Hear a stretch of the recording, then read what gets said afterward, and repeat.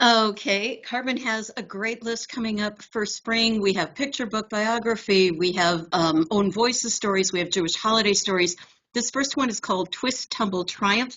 It's by Deborah Bowden-Cohn and Carrie Olitsky, who were the co-authors of the book An Etrog from Across the Sea that was a PJ Library selection. The illustrations are beautiful by Martina Peloso. And this is about a Hungarian Jewish gymnast, a teenager during the time when World War II begins. She is Jewish. She is no longer allowed to practice in her gym. She gets papers from a Christian woman and really lives undercover for a while, practicing her gymnastics in a field nearby. Eventually, the war ends, and she goes on to win a gold medal in the Olympics in 1952. It's an amazing, true story, and at the end, there's a photo of her in her 90s doing the splits. This is a remarkable person and well worth a read. And I think this will also have crossover appeal because she is really a remarkable gymnast. Next. Who Brought the Hamantaschen? This is a really cute concept book about the holiday of Purim for little tiny kids, and it teaches colors. So we have Lily in her red Queen Esther costume who's bringing red apples to the party. Leo dressed as a yellow Hamantaschen brings yellow bananas. Eli in his King Achashverosh costume that's purple brings purple plums. And they're all bringing fruit to the party, but who brought the Hamantaschen? And the answer is the grandma and the grandpa. This is a really cute book. It introduces the holiday and also colors for the youngest readers. And Purim is March 14th, 2025. And we always put the dates of the Jewish holidays into our information and into our press releases so that everybody knows when those holidays are coming. Next. This is a beautiful story. It's called The Elephant and the Purim Crowd. It is an own voices story by an author with a family history in Rangoon. The author's name is Chaviva Kirzenblatt, and it says she spent many moons with her elephant-loving grandfather steeped in the stories of Spartic life in Rangoon, Burma. And in this beautiful story, the little girl is getting ready for Purim, and she and her friend go to ride on an elephant, and she's thrilled. She feels like Queen Esther riding on the elephant, and then she looks down and she sees that the elephant has cracked and sore feet, and she feels terrible about that, and she has learned about the important Jewish value of kindness to animals. And so she decides she doesn't want to ride the elephant after all. She heads off to the Purim Carnival, where she wins a contest and a beautiful golden special crown. And she decides she's going to take that crown, use it to buy the elephant, and take the elephant to an elephant sanctuary. But when she goes to the guy who owns the elephant, he not takes pity, but he considers her kind heart. He tells her she needn't give him the crown. He gives her the elephant, and she rides on the elephant and takes him to an elephant sanctuary. It's a beautiful story. The illustrations are great, and there's back matter including photos of Burmese elephants and members of this woman's family. It's really a beautiful book. Next. Happy Passover, Edie Rose. So this is a Passover story. We have 2 Passover stories this year. And here we have Edie Rose, who is kind of a cool grandmother type. She lives in an apartment building. And little Mia is this little girl who is a neighbor of hers. And every year at the Passover Seder, Edie invites all of her neighbors to come and spend the Passover with her. And Mia is helping her get ready for the Seder. And again, Edie Rose is really cool. She has traveled all around the world. Her boots are worn out. She believes in journeys and having fun. And for Mia's birthday, she gives Mia a tiara and a map of the world and tells her to go out and find her own journeys. Well, Edie Rose happens to fall down right before Passover, hurts her arm, and Mia decides that this is going to be her first journey. She is going to go on a journey to help Edie Rose, and she rallies all the neighbors together, and they put together a Passover Seder for Edie Rose.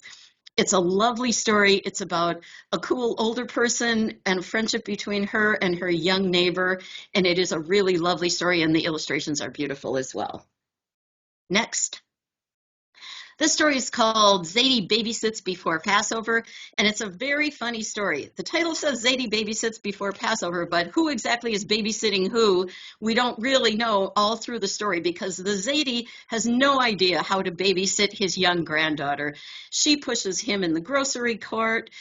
He runs a bathtub and the tub overflows. There's one shenanigan after another, but the Zadie and his little granddaughter make it through to the Passover Seder where they celebrate together and have really a wonderful time with the rest of the family. And in the end, the little girl asks her, Zadie, would you babysit me again? And he says, of course I will. The illustrations are hilarious.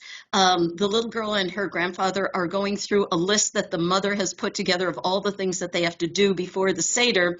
And each one of the items on the list goes upside down as they try to get through the list. It's a really cute book, and I think will do well for us. Next.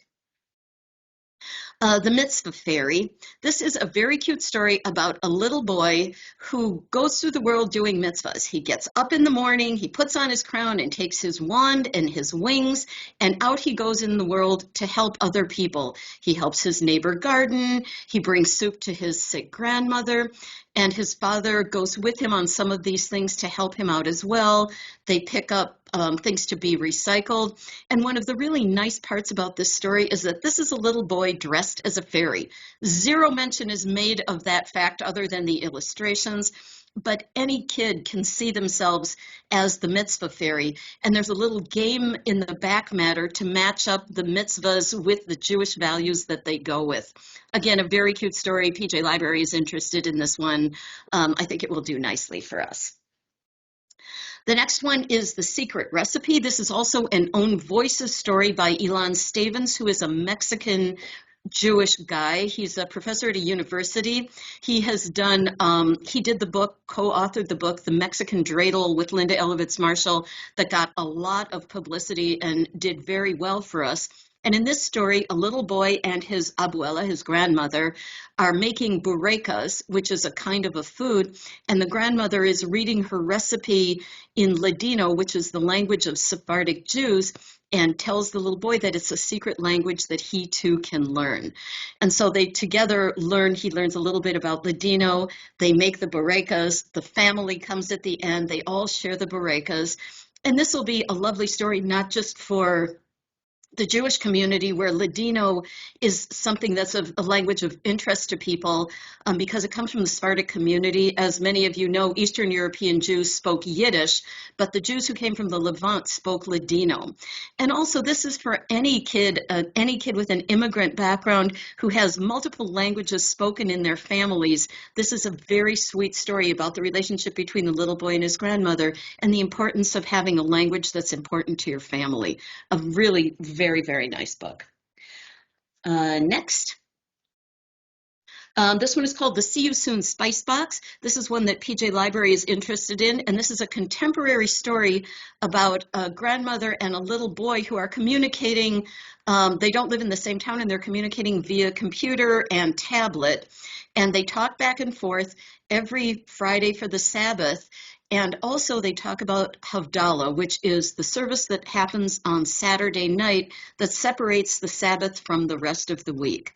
And the grandmother shows the little boy a spice box that was, this is actually the great-grandmother, and she shows the little boy a spice box that was created by his great-grandfather, and the little boy decides to make a spice box of his own, and they share the Havdalah service over their computers until finally the grandmother flies there on her plane, on an airplane, and she is able to celebrate Havdalah with the little boy and his family.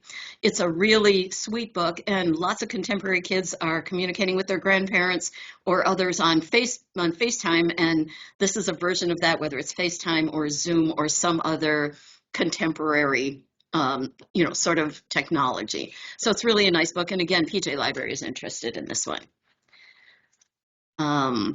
Last but not least, we have Interrupted Lives. This is an unusual one for Carbon. It is a middle grade book that we are doing in collaboration with the Illinois Holocaust Museum. We received a large grant and a purchase commitment from them. And these are 9 stories of child survivors of the Holocaust. And it tells about each person. There's photos of the person as both a survivor, an old person now, and as a child. And then there's a lesson that goes along with each of these profiles. It's a really nice book, and really what I would say, it's a mitzvah for us to be doing this book. So, I'm thrilled to see it there. That's it for Carbon.